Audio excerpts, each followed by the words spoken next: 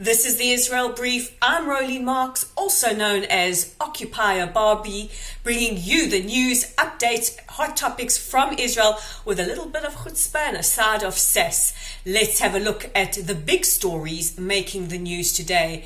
And we can say a huge Mazel Tov to the new incoming IDF chief. His name is Aviv Kochavi. And as he takes his term of office as the new Ramatkal, the new chief of staff, what is he inheriting? This is the million-dollar question.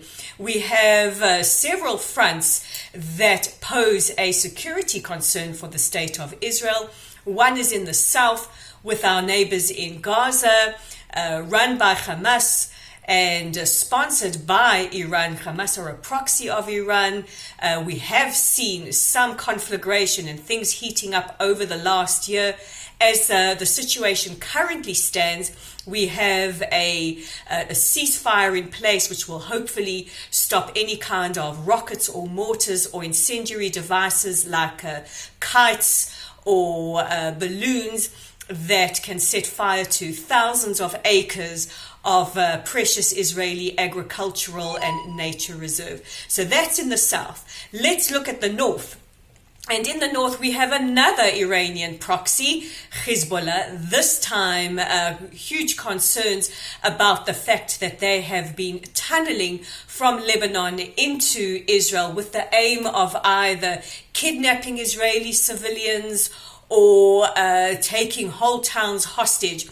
Thank goodness the IDF, acting smartly as usual, launched Operation Northern Shield in December, and to date we can confirm that nearly all tunnels have been located and destroyed. And if that wasn't enough in the north, we can look at Syria, where huge concerns that Iran has got a foothold into the country of Syria, which at the moment has endured a horrendous civil war over the last several years. Hundreds of thousands of civilians killed, but also concerning for Israel is that the situation there has allowed for the Iranians to gain a foothold there, and we don't want to have to fight another battle on our northern front. So we wish our new Ramatkal, Aviv Kochavi, a huge Mazel Tov, Bahatzlacha, and everything of the best as he takes on his new portfolio.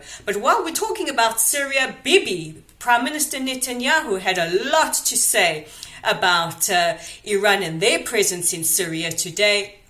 Speaking at the swearing-in ceremony of Aviv Kochavi, Bibi had some fighting words for the Iranians, where he said, "You better leave Syria or else." He says, "We will not hesitate to go on the offensive, take out Iranian targets."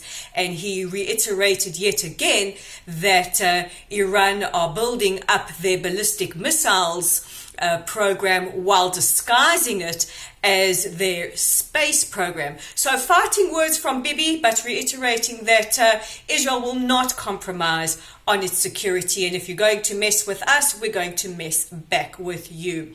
But those of you who are familiar to me know that I am prone to go on a little bit of a rant every now and then, and today's rant I have to reserve for the Women's March. Now, we've been following the movement of the Women's March, no pun intended. The intentions of this movement were good: to fight for gender equality, for gender parity, to bring to the fore issues that concern women around the world. However, over the last year, the Women's March has been dogged by a lot of criticism for anti-Semitism. So much so that one of the original founders herself has pulled out, citing that she doesn't want to be associated with the Women's March while there are these allegations of anti-Semitism. Coupled with that, we've heard from major celebrities like Will and Grace's Deborah Messing or Alyssa Milano. If you're as young as I am, you remember her from Who's the Boss, but you might remember her from something else. And they've pulled out saying that they cannot support the Women's March while there are allegations of anti-Semitism. Now, 3 of the remaining leaders, Tamika Mallory, Carmen Perez, and Linda Sarsour guaranteed to get my blood pressure running. They themselves have faced increased criticism, not just because of anti-Semitism, but because of who they align themselves with.